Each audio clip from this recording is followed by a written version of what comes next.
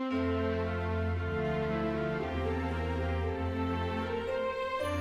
back to the 12 Days of Christmas with Heather's Crafty Life and myself, and today our guest artist is Lina. So I'll have their links down below to their YouTube channel. Be sure to check it out. So we are on day 10, and day 10 our true love gave to us multiple photos. Now I didn't get very many photos on this layout. I did 2.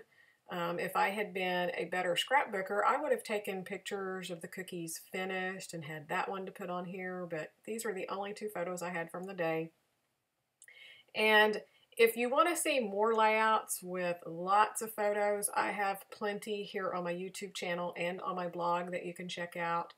And honestly, when I have a whole bunch of photos, I normally do a double page layout. So you're going to find a lot of those on my blog and my YouTube as well. And I believe there's a playlist on my YouTube for double page layout. So you can just check that one out and they'll be all grouped together. So for today, I just chose these 2 photos.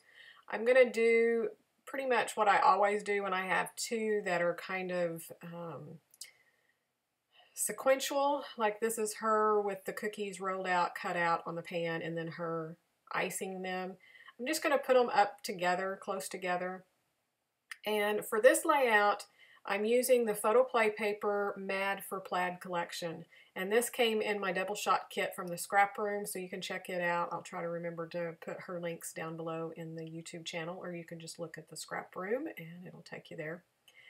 And I fell in love with this collection. I love the colors, I love this scripty paper on the background, and there's just nothing about this collection that I don't love. So I decided I wanted to use this white paper with all of the script, and the script is actually a plaid print, so it is so cute. It doesn't really show up well on the camera, but it's super cute. So I decided to mat it on red cardstock. And then I just wanted to create some mats behind the photo. So I'm actually going to mat both photos with white cardstock. And then I just did 4 papers, slightly different sizes, and just scatter them behind. And then later I'm going to do some extra stuff behind there. I decided I wanted to frame just a little bit on this. So I decided the plaid patterned paper, I cut a narrow strip of it and then another even narrower one, and because the back side is the snowman print, and I wanted to put it down below, and I'm pretty sure I'm going to do it, but I'm leaving it there just so that I can stop and think about it for a while and make sure that's what I want to do, but it does end up there. And I also wanted to do some little something up at the top. I didn't want to go all the way across, but just a little bit of something off to the top left, and I was pretty sure there are some banner pieces on the sticker sheet, and I was pretty sure that I wanted to use those up there, but again, I wasn't quite positive. So I went back and forth here about which ones I wanted to put on the bottom. And you also saw when I had flipped that paper over to put the adhesive on, I paused and kind of looked because I love that large polka dot, and now I've glued it to a piece of paper, so all I have is the little strip. So I contemplated for just half a second about using it for the background, but this script paper just won out. I just love it. And it's light and airy, where I chose all the darker colors to do the mats behind the photo so that, you know, it's heavier and will ground my photos. I decided I wanted to pull out doilies. I haven't used doilies in a long time, so I pulled those out. And there I'm just showing you, I took it to the sewing machine and did a zigzag stitch over the little short piece of the gray paper with the snowman where I adhered it to the other ones, and then I did a straight stitch all the way around the layout. And I did it with some green paper just to make it stand out a little bit more. So here I'm going to start layering up whatever I want to do behind these photos.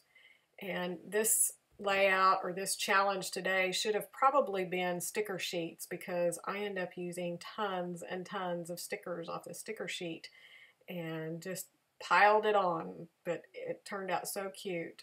And this little sticker with the North Pole, I wanted to use it so bad. I think it's so cute, but I never could quite find a place that I liked it. So, and there I just stuck it there and I left it there so that I could it would be in my vision, and I would try to figure out where it could go. I knew I wanted to use this little Santa sitting in his chair, so I decided to stick it over there so he's kind of facing into the photos. And I wanted to use this little house as well. And so, yeah, see, I'm trying to get the North Pole. He was out of proportion for the other ones, but I think he still would have looked cute down there with the house. And I decided to stick that tree up behind Santa just to bring a little bit more color, just to use another sticker. I don't know, not much. And the banner phrase says Santa stop here, so I thought that was cute to go along with the house. And I went ahead and put a couple of those banner stickers up at the top, and then decided to embellish it with the snowflake and the little round sticker that says Santa. So basically anything that I could get that coincided with Santa or cookies, I found a place for it on this layout. This sticker sheet had these stars in the different pattern papers, and I wanted to use them so bad. I love this plaid one that's up there. It goes away. It doesn't make it on the layout. So I'm definitely going to have to do another layout with this paper so I can use the rest of these stickers because they're just so cute.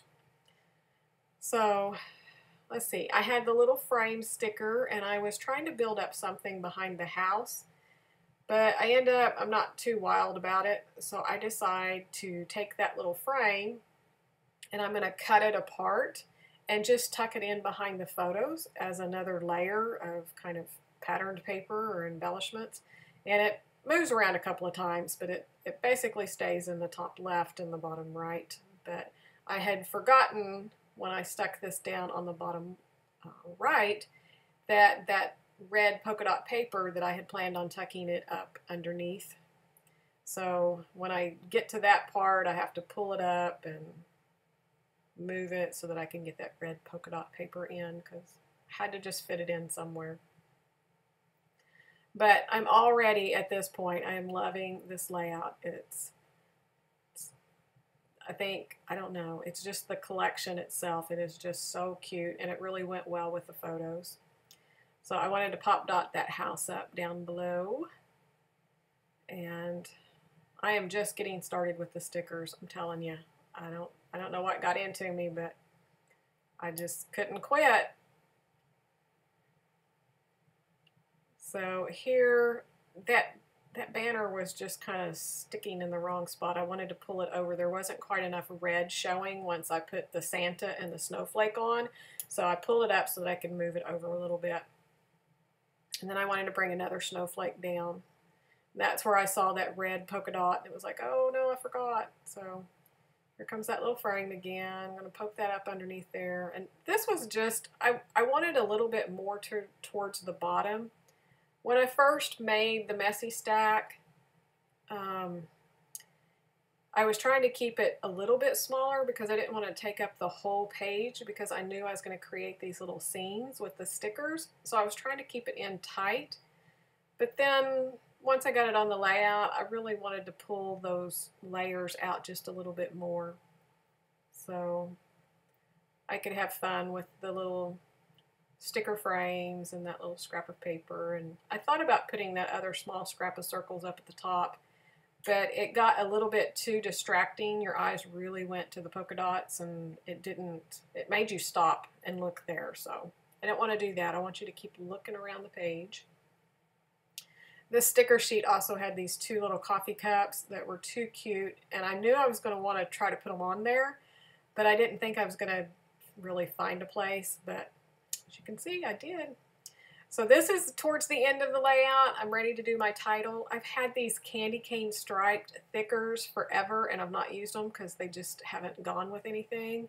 And I know the red's a little bit brighter than what's in this collection, but I couldn't resist using them. So I used some of the asterisks and the little dots for the exclamation points and stuff, kind of like enamel dots. Scattered them around the page so that I would be bringing that pattern throughout the rest of the layout. And then I used an older sticker sheet for the rest of the title for Santa, and they're just little block letter stickers. And then I'm going to sprinkle it with the gold color shine, and that's it. I hope you enjoyed this. I hope you'll scrap multiple photos, even if it's just a couple. But you could also print photos where you could put 2 on a 3x4 sheet, so basically 4 on a 4x6, and get them all on the same design of the layout. So I hope you enjoy that. Be sure to check out Heather's and Lina's videos today to see what they've come up with, and be sure to subscribe and leave a comment so you'll be entered to win the giveaways. And I'm loving all of your comments, so keep them coming. I will try to respond soon. Right now I'm just trying to get videos done for you. So have a great day, Merry Christmas, and I will see you back here tomorrow for the 11th day of Christmas. Bye-bye.